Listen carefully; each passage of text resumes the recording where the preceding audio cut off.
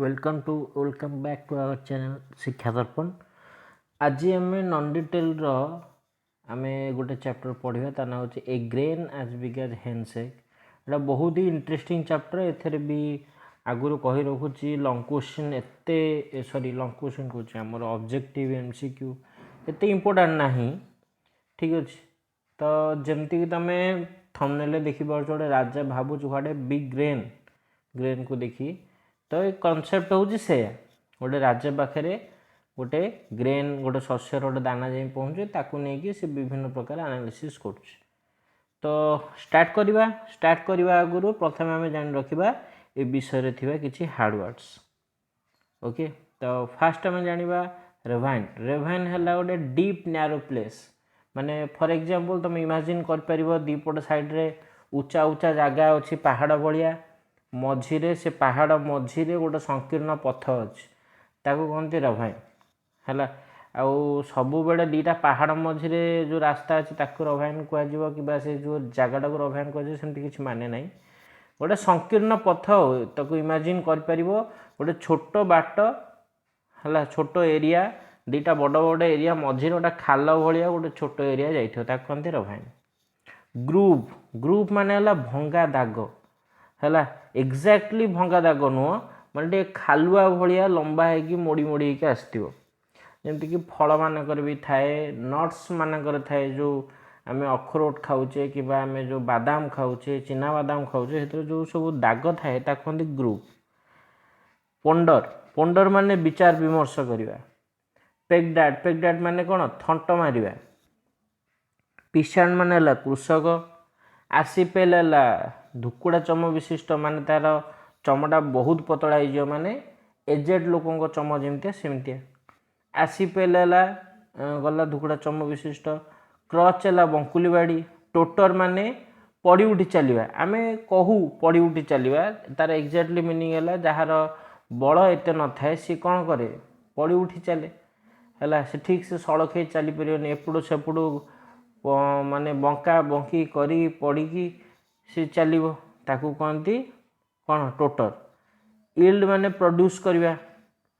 Seize माने है अटकेवा। कोवेट माने है लोभ। तो ये सब हार्डवर्ड्स जानिए बर्तमान आम विषय एनालिसिस स्टार्ट करवा। One day some children found in a ravine a thing shaped like a grain of corn with a groove down in the middle but as large as a hen's egg। तो देखो ये particular sentence रे केते जगह कमा लगी इन ए रवायन पाखे कमा लगी कहीं से गोटे एडिशनल फ्रेज गोटे दिन पिला माने पाइले केउठी पाइले इन ए रवायन देदेला गोटे एडिशनल फ्रेज से कौन कला कमारे रिप्रेजेंट कला। A thing shaped like a corn गोटे शस्य भाया गोटे दाना स्वरूप माने ए ग्रेन ऑफ कॉर्न माने शस्य भाया दाना भाया गोटे पाइले with a group down in the middle मझी से शस्यर ठीक मझीरे उपरु तल जाए गोटे दाग गोटे थिला भंगा दाग टाइप रो थिला but as large as a hen's egg किंतु सेटा गोटे कुकुड़ार अंडा भाया बड़ थिला। A traveller passing by saw the thing bought it from the children for a penny and taking it to town sold it to the king as a curiosity है। तो गोटे ट्रावेलर माने यात्री जी कि सेपटे देखिए अतिक्रम करूला पासिंग बाय मान अतिक्रम करवा से से देखला से जिनसटी पिला माने खेलुला किणी आनला ए पेनी माने किछि मुद्रार दाम रे है ए पेनी रूबल है तापर एटा सब थाए किछि किछि देशर मुद्रार ना ठीक अच्छे तापर से सहर नहीं आसला टेकिंग टू टाउन आउ राजा पाखे बिक्री करदेला जे राजा ताकू जानिबा आशारे ताठू किणी नेबे से सहर को आनी बिक्री करदेला। The king called together his wise men and told them to find out what the thing was. The wise men pondered and could not make head or tell of it till one day, when the thing was lying on a window sill, a hen flew in and pecked at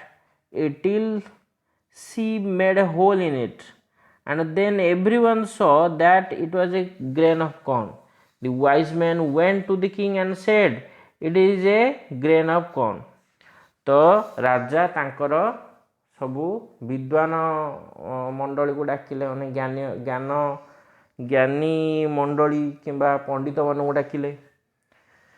तो से पचारे जे तमें मैंने खोजिकी बाहर कर जे जिनसटी कौन ठीक अच्छे तो तांकर जे पंडित मंडली जो थिले से माने विचार विमर्श बहुत कले है किंतु से जिनसर जीरा रु सीरा ताको हेड और टेल गोटे अच्छी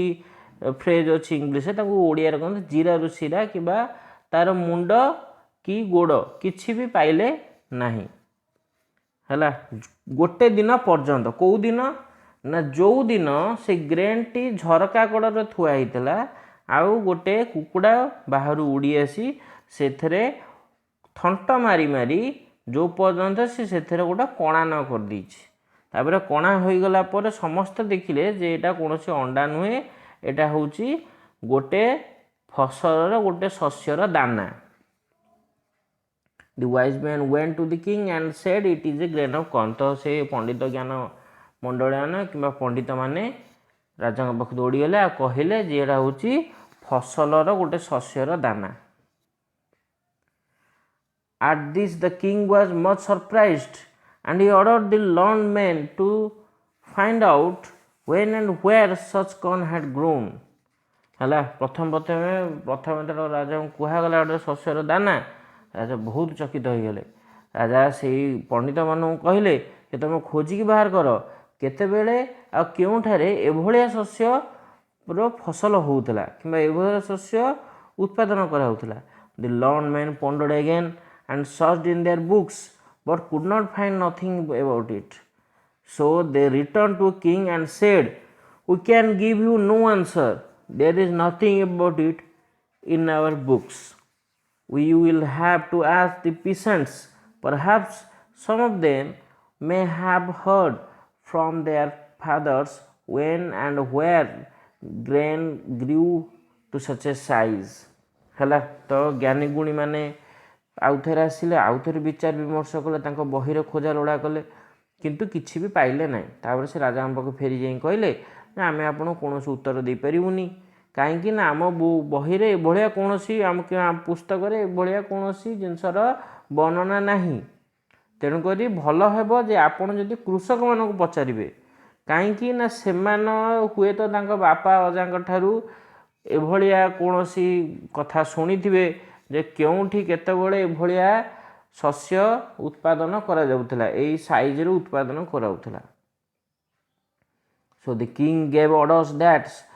some very old peasant should be brought before him, and his servants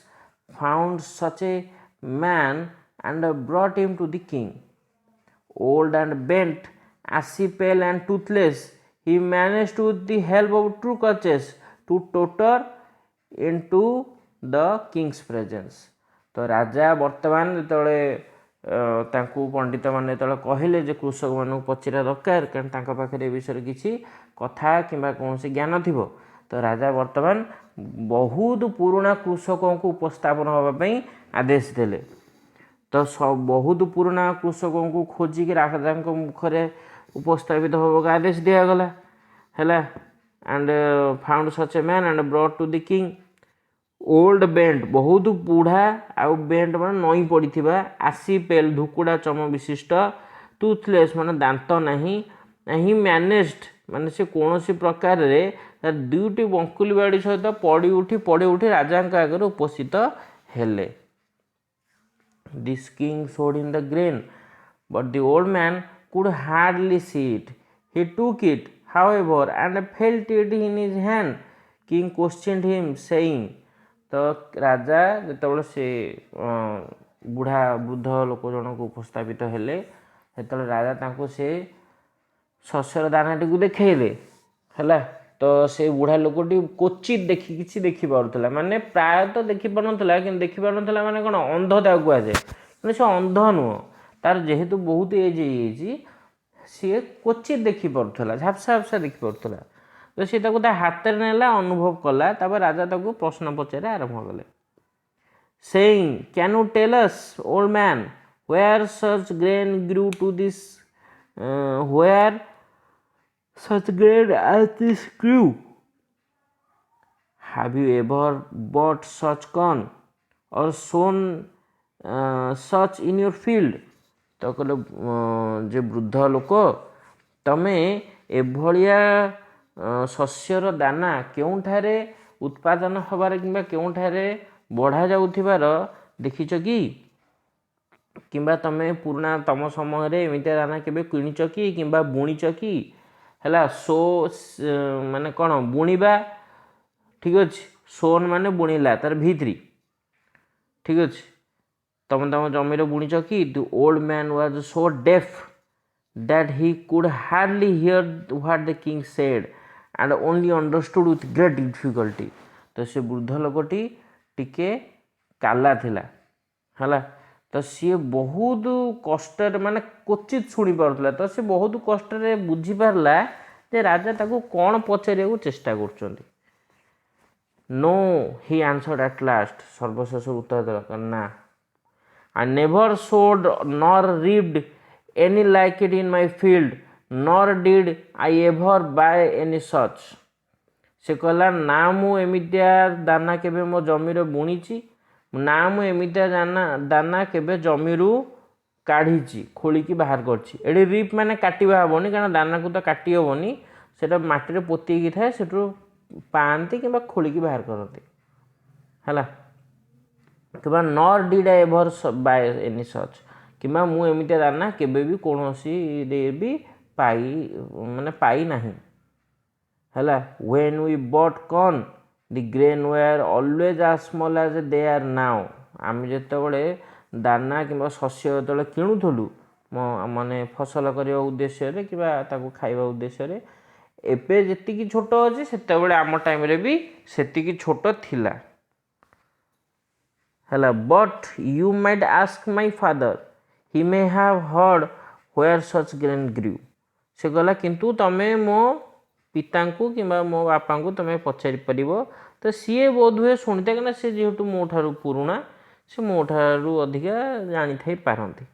so the king sent the old man's father sent for the old man's father and he was found and brought before the king हैला हाँ धीरे sentence repeat हो before the king he came walking with one crutch तो बर्तमान राजा को जो से बुढ़ा लोकटी कहले तुम मो पिता को पचारा दरकार बोध हुए से जानी थे पारती राजा सांगे सांगे डकई पठेले है तो सी राजा पाखु he was walking with one crutch तो सी गोटे बंकुली बाड़ी आसला the king showed him the grain and the old peasant was still able to see took a good look at it and the king asked him तो राजा ताकू से दानाटा देखले से बुढ़ा कृषकटी को जे कि देखी पारुथला भलरे माने ता पुओ ठारू भल ताकू देखा जाउथला तापर से गोटे चारियाडे देखिला टेक ए गुड लुक माने ताकू निरीखे के देखिला चारियाडे भल से देखिला तापर राजा ताकू पचारले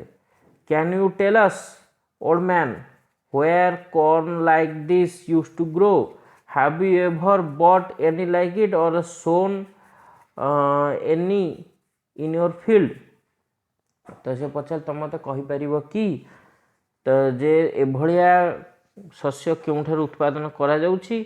किंबा तमे केउठारे एभलिया जिनस किनिथिल किंबा तुम जमी रे रोपण करथिल कि हैला तो यही तो सेकेंड ओल्ड मैन को पचारिबा सहित ए फास्ट पार्टी ये एंड हो तो क्वेश्चन आंसर जानिबा what did the children find in the ravine they found a grain as big as the hen's egg how did the wise man know that is the grain of corn. When a hen pecked at it and made a hole, then the wise men knew that that was a grain of corn. What did the king do to collect information about the grain? The king ordered to present all the very old men in their court. Could the learned men find out answer? किंबा eighty जेहेतु learned men दे 4 नंबरटा एटा हबो the king ordered his wise men to search about this kind of grain. Could the learned men found out the answer? What was their suggestion? No, the learned men could not find out the answer. Their suggestion was to ask the old peasants. What was the king's question to the old peasant who came first? The king question to the old peasant who came first was where and when this kind of grain was grown. Was he able to hear or see? What was his answer? He was hardly able to see or hear. His answer was he answered that he had not seen any kind of corn like this size before, and एतिकी हम जेहेतु objective एतिकी हम नचेत answer होता he had not seen any corn like this. He always bought or sown corn as small as now. How did the old peasant's father come to the king? The old peasant's father came with one crutch to the king. Was he able to see? Yes, he was able to see. The king asked the same question to the old man's father. Now goes what would be happen. तो एटा कौन से question no बे next को देखिए कौन होची. Second part हम आरंभ होला. Though the old man was rather hard of hearing, he still heard better than his son had done. तो ओल्ड मैन टार भी शुणिबार टिके प्रोब्लेम थिला, ता कान गोटे कम शुभा होतला, किंतु ता पुओ ठारू से भल से शुणी पड़थला. No, he said, I have never sowed nor reaped any grain like this in my field. As to buying, I never bought any, for in my time money was not yet in use. Everyone grew his own corn, and when there was any need, we shared with one another. तो से कहला ना ना मुझे राजा तो question पचारे उत्तर पचारे से मना कला का ना मु आम टाइम रे माने पैसार कौन से टंकार कौन से प्रचलन नथिला. तो मु ए भलिया जिनस केबे किनिनी कि मो जमी रे केबे रोपण करिनी हैला. आमको जेतिकी दरकार पड़ुथला आमे सेतिकी उत्पादन करथुलु. आउ जदि बेसी दरकार पड़ुथला आमे माने आमे हम निजर फसल निजे कि निजर शस्य निज उत्पादन करथुलु. यदि अत्यधिक आवश्यक थिला आमे अन्य मानक संगे शेयर करथुलु. माने तार दरकार पड़ले से मते दोता मो दरकार पड़ले मु ताकू सहाय्य करथुली. I do not know where the corn grew like this grew. मु जानिनी जे भलिया बड़ शस्य केउंठी फलित होउछि. Ours was larger and yielded more flour than present day grain. तो आम टाइम रे जो ग्रेन थिला सेगुड़ा टिके बड़ थिला आउ बहुत सारा मैदा उत्पादन करथला हैला. जोटा कि बाकी ग्रेन मैंने जी कर अधिका मैदा उत्पादन करुला बट आई नेवर स एनी लाइक दिस किंतु तथापि भी मुझे बड़ कौन केवे देखी ना I have however heard my father say that in his time किंतु मु शुणी मो बापा ठारू तांको समय रे the grain grew larger and yielded more flours than ours.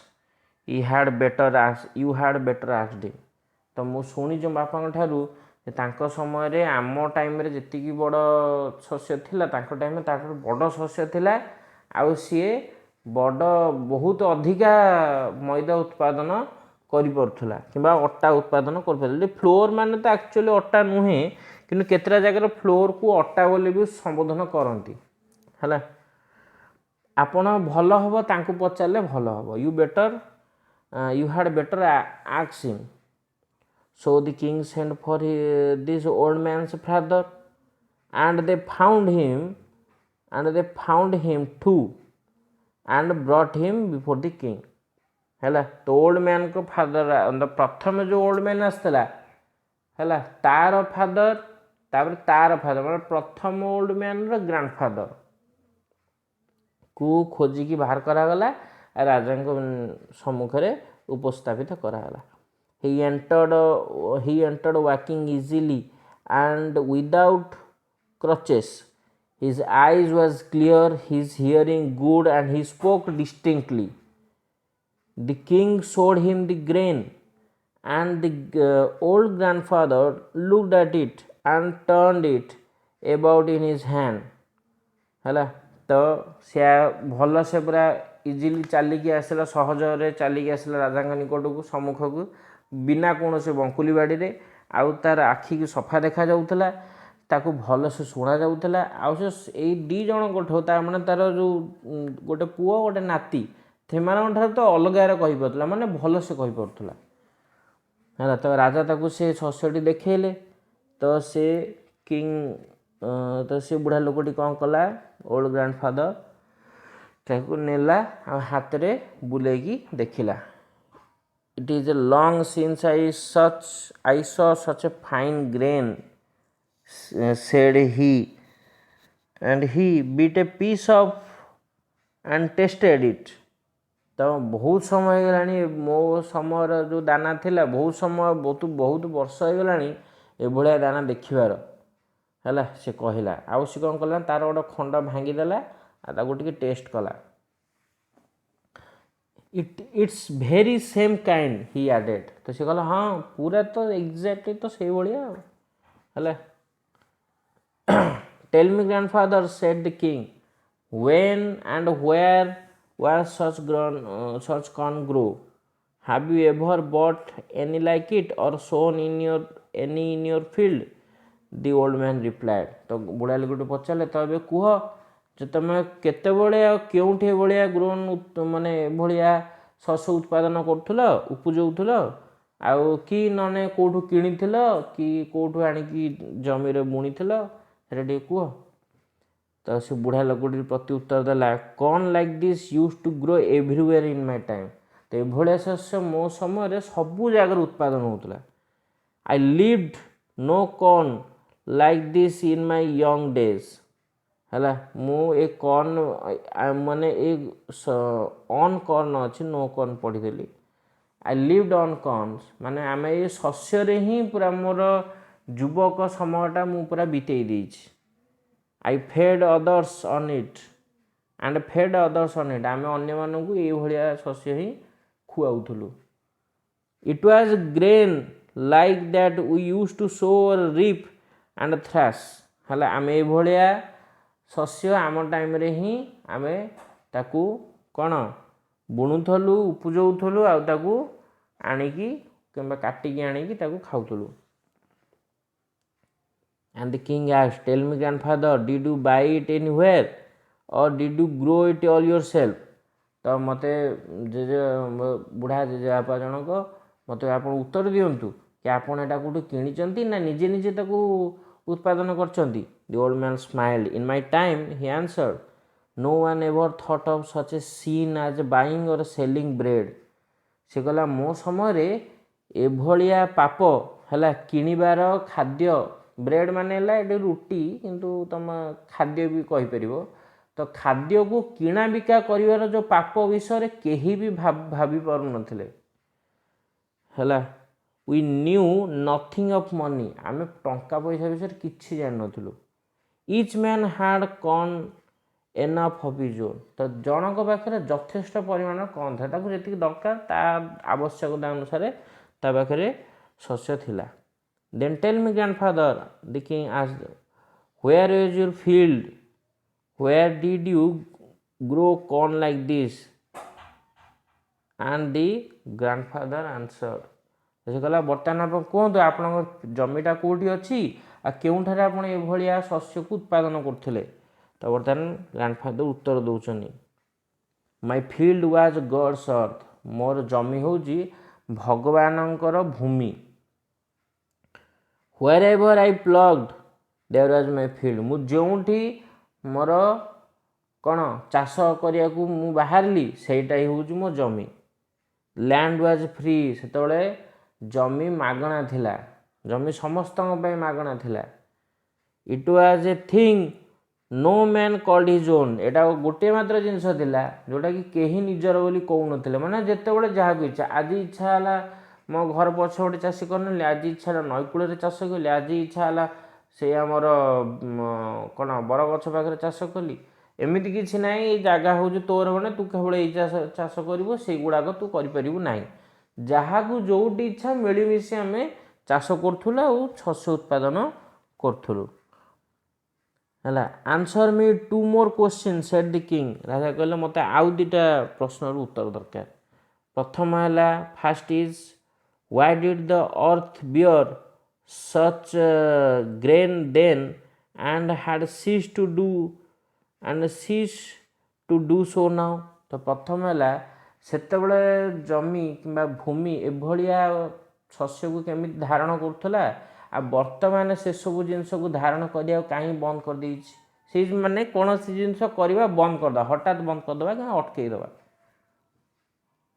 And second is why your grandson works with 2 crutches your son with 1 and you yourself with none आउ द्वितीय प्रश्न है तुमर ग्रैंडसन मान तुम नाती 2टी बंकुली भाड़ी धरी आसते तुम पुओ गोटे तुम बिना बंकुली भाड़ी आस तुम तो बहुत हुई तो तुम टोटाली बंचा कथा नुह your eyes are bright your teeth sound and your speech clear and pleasant to the ear how have this things come about the old man answered तो राजा जो पचारे तुम आखि भल देखा तुम दांत भी भल अच्छी किसी पढ़नी जेहेतु बुढ़ा बयस दांत सब पड़ जाए कथा तुम पुअर जमी नातीर जमी आ तुमर कथबार्ता भी भल अच्छे आ कान को भल से शुभा भी जाऊँगा आ ये सब जिन केमी सब हो मत उत्तर देल तो बुढ़ा लोकटी कहला these things are so because men have ceased to live by their own labour and have taken to depending on the labour of others तो ये सब जिन कहीं होम टाइम मो टाइम कहीं भल से होता ये टाइम कहीं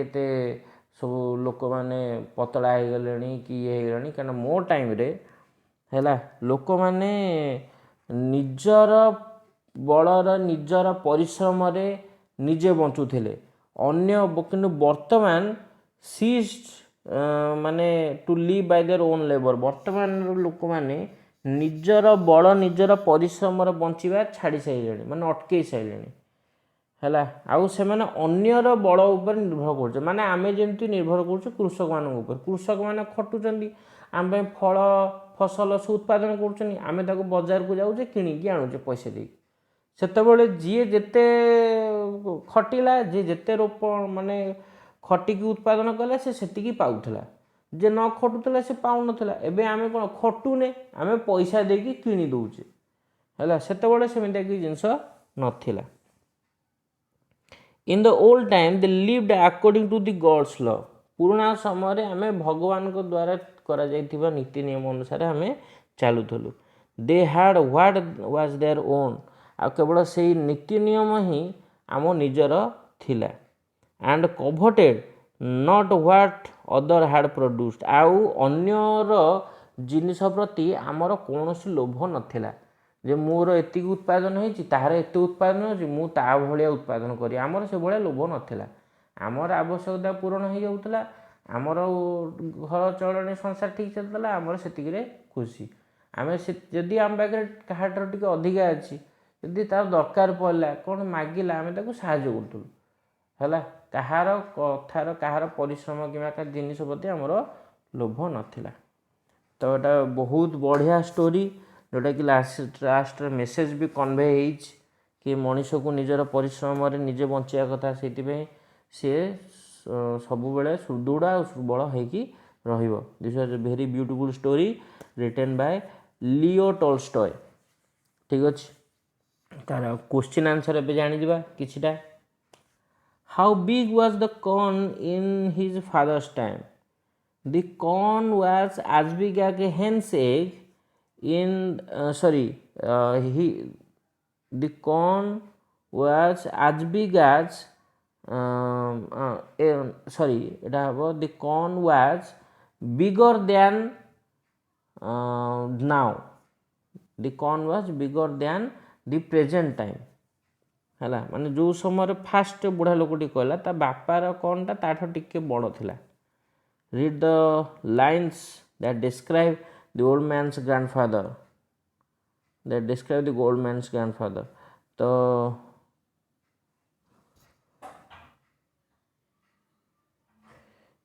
read the lines that describe the old man's grandfather तो the old man's grandfather किए describe करथला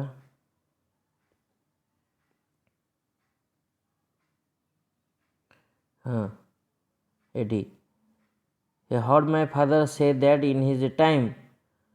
the corn grew larger and yielded more corn he had better asked him ହେଲା ଆଉ ତାକୁ ଯେ ଡେସ୍କ୍ରାଇବ୍ କରୁଥିଲା ଗ୍ରାଣ୍ଡଫାଦରକୁ the two crutches clear eye hearing good ଏଇଟା ବି ତୁମର ହେଇପାରିବ କିନ୍ତୁ ଏଇଟା ବଡ଼ ବଡ଼ ସେଣ୍ଟେନ୍ସ ତୁମର କେବେ MCQରେ ଦେବନି ଏଇଟା ଖାଲି କ୍ୱେଶ୍ଚିନ୍ ଆନ୍ସର୍ ବୋଲି ତୁମକୁ କହିଦେଉଛି ତ ଏଇ ଲାଇନ୍ଟା ହେବ his eyes was clear his hearing good and he spoke distinctly ହେଲା what was the grandfather's reply to the king's question the grandfather's the reply was in his time they grew their own corn and they did not depend on the others labor did the people in the grandfather's time buy or sell the bread no the people did not buy or sell bread in grandfather's time was the land free during his time yes say the line that suggested the land was free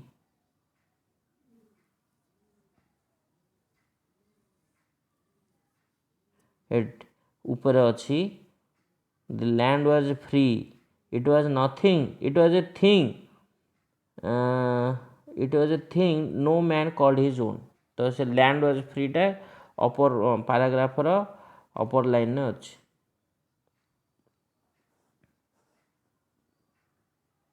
what was the last two questions of the king the last two questions of the king was how the old man could able to or how the earth could able to bear such a big grain and why did it cease to do so and the second one is how could the grandfather came with non crutches and his son and his grandson with crutches what was the grandfather's what replied the grandfather replied that now the men or people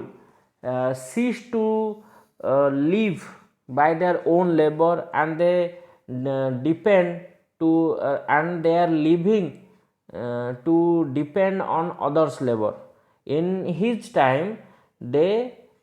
depend on or they lived on the God's law, and they do not coveted they did not covet on the other thing, ମାନେ ଅନ୍ୟ ଜିନିଷ ଉପରେ ତାଙ୍କ ଲାଳସା ନଥିଲା ଆଉ ଭଗବାନଙ୍କ ନିୟମର ସହିତ ସେମାନେ ରହୁଥିଲେ। ଠିକ୍ ଅଛି, ତ ଏଇଟା ଥିଲା ଆମର କ୍ୱେଶ୍ଚିନ୍ ଆନ୍ସର ଡିସ୍କସନ୍। କେଉଁଠିକି ମୋର ଏକ୍ସପ୍ଲାନେସନ୍ରେ କିମ୍ବା କହିବା ସମୟରେ ଯଦି କୌଣସି ମାନେ କ'ଣ ବାଧା ଥାଏ ତ ସେଥିପ୍ରତି ମୁଁ କ୍ଷମା ଚାହୁଁଛି। ଆଉ ଆକୁ ବଢ଼ିଆ ସେ ନୋଟ୍ କର, ଏକ୍ଜାମ୍ ପାଇଁ ପ୍ରିପେୟାର କର। ଏଠି ତୁମର ଇମ୍ପୋର୍ଟାଣ୍ଟ କ୍ୱେଶ୍ଚିନ୍ ଏକ୍ଜାମ୍ରେ କ'ଣ ଆସିବ ନା କିଏ କେଉଁ ଷ୍ଟେଟମେଣ୍ଟ ଦେଇଥିଲା। ଠିକ୍ ଅଛି, ରାଜା ସମସ୍ତଙ୍କୁ ସମାନ ଜିନିଷ ପଚାରୁଛନ୍ତି, এইଭଳି ଉତ୍ପାଦନ କେଉଁଠି କେତେବେଳେ ଉତ୍ପାଦିତ ହେଉଥିଲା। ସେକେଣ୍ଡ କ୍ୱେଶ୍ଚିନ୍ ହେଲା ତୁମେ ଏଭଳିଆ ଜିନିଷ କେଉଁଠୁ କିଣିଥିଲ କିମ୍ବା କେଉଁଠୁ ଆଣିକି ନିଜର ରୋପଣ କରିଥିଲ। ଦୁଇଟା କ୍ୱେଶ୍ଚିନ୍ 3 ଜଣଙ୍କୁ ପଚାରୁଛନ୍ତି, old man's father and old man's grandfather ହେଲା। ଆଉ ସମସ୍ତଙ୍କ ରିପ୍ଲାଏ ଅଲଗା, ତ କାହାର ରିପ୍ଲାଏ କ'ଣ ଥିଲା ଏଇଟା ଭଲସେ ମାର୍କ କର ହେଲା। ତ ସେତିକି ହିଁ ଆସିବ କ୍ୱେଶ୍ଚିନ୍, ଏଥିରୁ ଅଧିକା କିଛି କ୍ୱେଶ୍ଚିନ୍ ନାହିଁ। ଓକେ, ସୋ ଏତିକିରେ ତୁମମାନଙ୍କୁ ଅଲ୍ ଦି ବେଷ୍ଟ କହିକି ବିଷୟକୁ ଏଣ୍ଡ କରିବାକୁ ଚାହିଁବି। See you in next video, good bye.